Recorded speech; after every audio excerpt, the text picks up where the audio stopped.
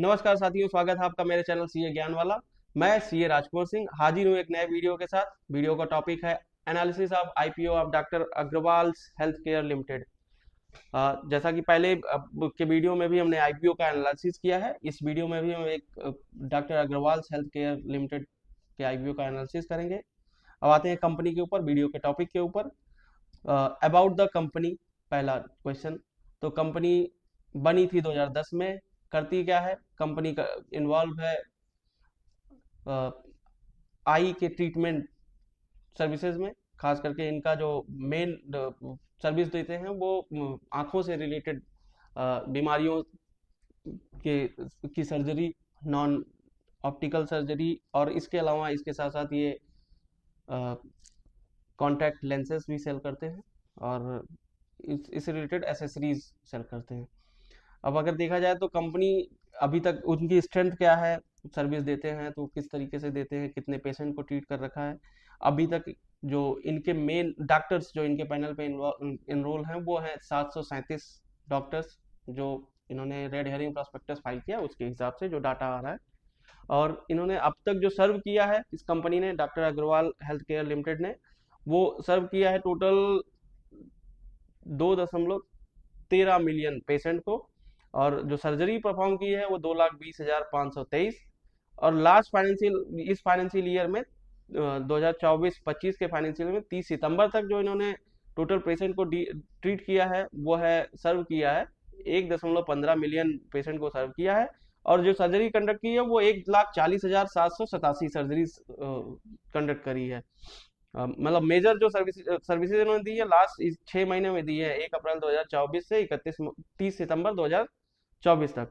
अब आते हैं इनके मैनेजमेंट में। मैनेजमेंट में इनके जो मेन मेन मेन पर्सन है वो है डॉक्टर अमन अग्रवाल जो कि चेयरपर्सन है, डॉक्टर आदिल अग्रवाल जो कि सीईओ हैं, और डॉक्टर अनोज अग्रवाल जो कि होल टाइम डायरेक्टर हैं।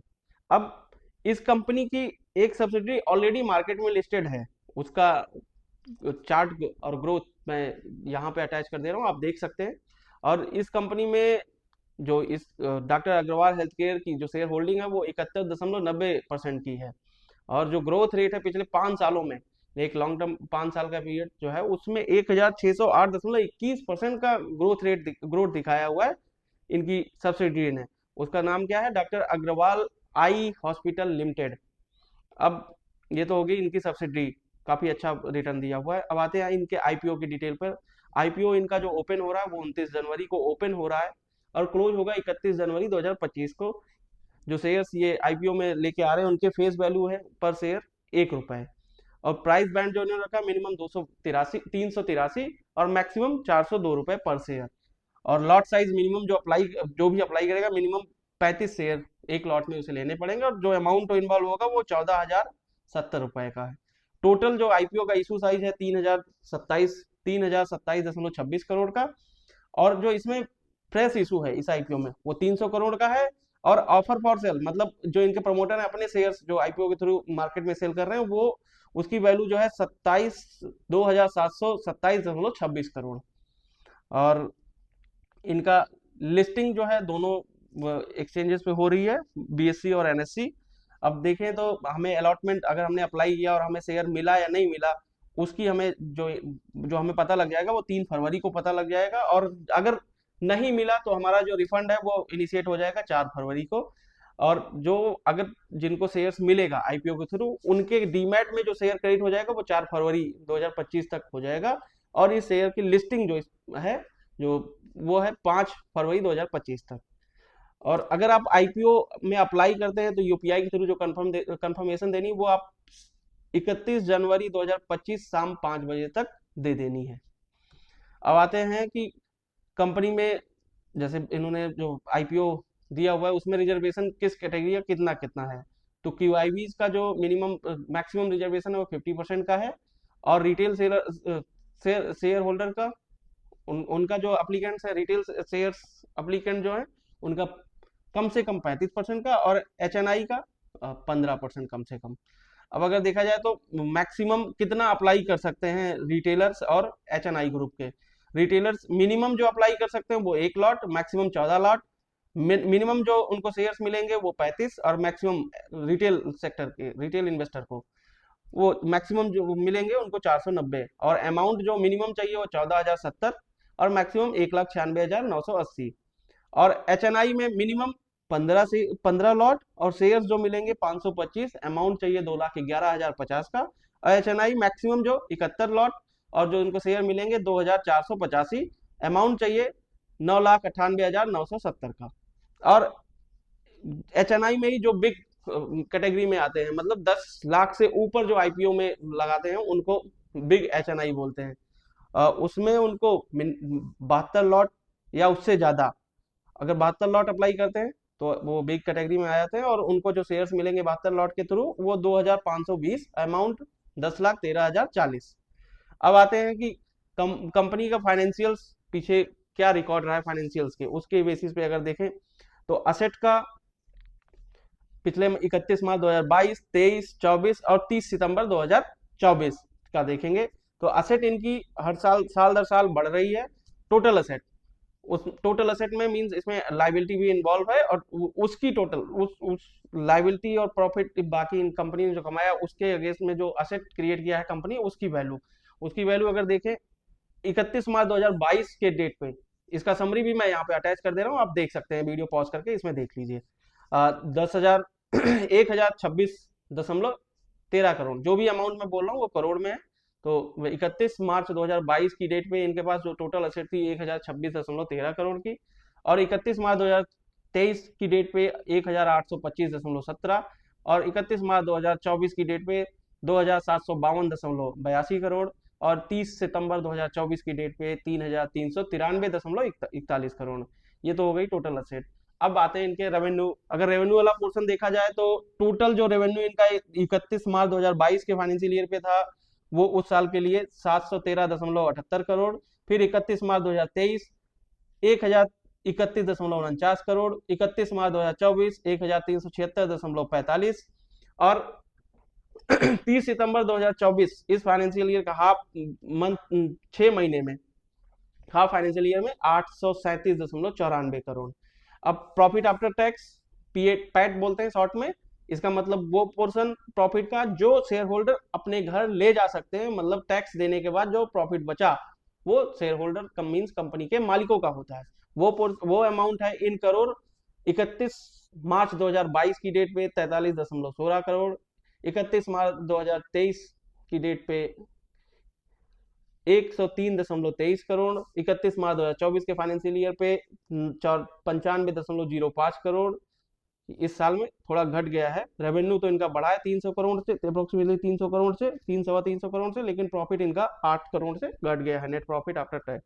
और करंट फाइनेंशियल ईयर मींस 30 सितंबर 2024 के पीरियड तक 39.56 करोड़ इनका प्रॉफिट आफ्टर टैक्स है। अब नेटवर्थ अगर देखा जाए तो net worth means total asset minus outside liability, इसमें long term loan, short term loan, creditors, employees के ड्यूज, गवर्नमेंट के ड्यूज सब माइनस करने के बाद जो बचा वो नेटवर्थ उसको बोलते हैं, या इक्विटी भी बोलते हैं। वो अमाउंट अगर देखा जाए इन करोड़ क्या है, 31 मार्च 2022 की डेट पे 212.34 करोड़, 31 मार्च 2023 की डेट पे 627.83 करोड़, 31 मार्च 2024 की डेट पे 1,337.68 करोड़, और 30 सितंबर 2024 की डेट पे 1,502.67 करोड़। तो नेटवर्थ साल दर साल इंक्रीज ही कर रहा है, ठीक है।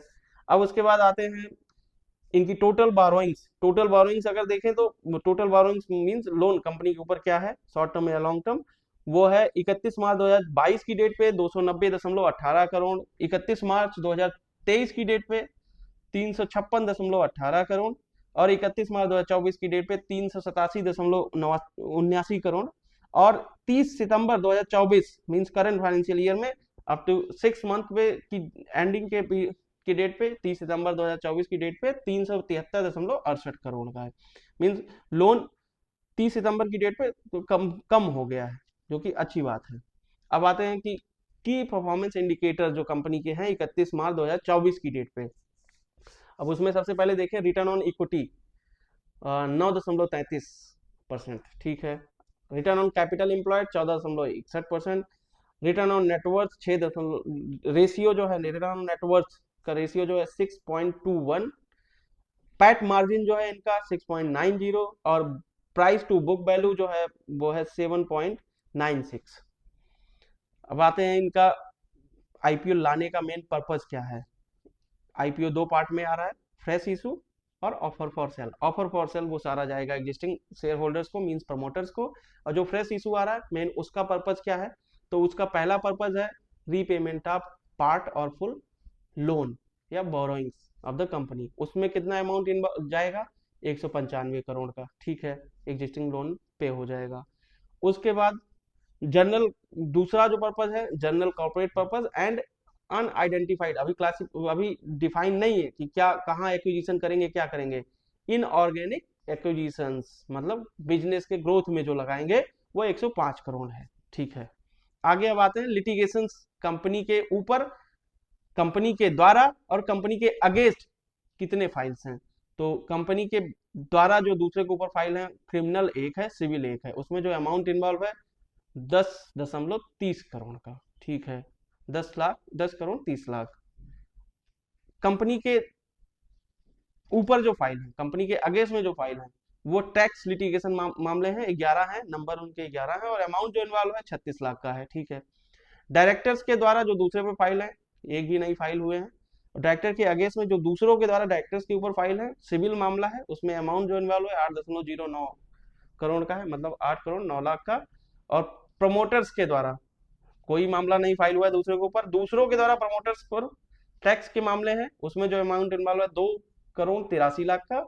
और इनकी सब्सिडरी कंपनी, जो कि ऑलरेडी बताया, इनकी एक सब्सिडी जो लिस्टेड है, उसके अगेंस्ट में टैक्स मामले जो पेंडिंग है वो है 9, और अमाउंट इन्वॉल्व है 1 करोड़ 13 लाख का। अब इसमें देखें तो ओवरऑल आईपीओ का वीकनेस क्या है और स्ट्रेंथ क्या है। तो सबसे बड़ी जो वीकनेस है इस आईपीओ की, offer for sale major portion है, मींस टोटल आईपीओ 3000 करोड़ का, जिसमें से 2700 करोड़ का ऑफर फॉर सेल है, मींस सारा अमाउंट चला जाएगा एग्जिस्टिंग शेयर होल्डर्स को, प्रमोटर्स को। और दूसरा जो इनका वीकनेस पॉइंट है वो है इनकी डिपेंडेंसी मेजरली ऑन रिटेनर्स, जो इनके डॉक्टर्स हैं, जो सर्विसेज देते हैं, इनकी डिपेंडेंस उनके ऊपर है, उनके एग्रीमेंट के ऊपर है। वो रहेंगे तो अच्छा परफॉर्म करेंगे, नहीं रहेंगे तो नहीं परफॉर्म कर पाएंगे। अब इनके स्ट्रेंथ पे आते हैं, तो एक इस सेक्टर के एक मार्केट लीडर हैं, ठीक है। इनकी ब्रांड जो है, ब्रांड वैल्यू रेपुटेशन, एक अच्छी खासी ब्रांड रेपुटेशन है। दूसरा, इनके पास जो मैनेजमेंट है उसको अच्छा एक्सपीरियंस है, तो इनके लिए प्लस पॉइंट है। और तीसरा, इस जिस सेक्टर में है वो, उसमें CAGR जो ग्रोथ एक्सपेक्टेड है वो 12 से 14% का है, जो कि अच्छा माना जाता है। तो एक तरह से स्ट्रेंथ ज़्यादा है, वीकनेसेस थोड़ा कम है, ठीक है। अब इस वीडियो में बस एक अच्छा मैंने अपनी तरफ से कोशिश करी कि आपको पूरी इन्फॉर्मेशन मिले। फिर भी मैं आपको कहीं नहीं सजेस्ट कर रहा कि आप आईपीओ में लगाएं या ना लगाएं, वो टोटली आपका डिसीजन है। आप वीडियो को प्रॉपरली देखें और उसके बाद आराम से डिसाइड करें कि हमें जाना चाहिए या नहीं जाना चाहिए। अगर आपको हमारी वीडियो से इन्फॉर्मेशन मिलती है तो प्लीज़ हमारे चैनल को सब्सक्राइब करें और वीडियो को लाइक करें, अपने दोस्तों के साथ शेयर करें। और आप किसी और टॉपिक पे, किसी और आईपीओ या कंपनी के बारे में अगर आप एक एनालिसिस चाहते हैं तो कमेंट में डालिए, हम आपको नेक्स्ट वीडियो में ज़रूर लेके आएंगे उस टॉपिक को। अभी के लिए बस इतना ही, नमस्कार।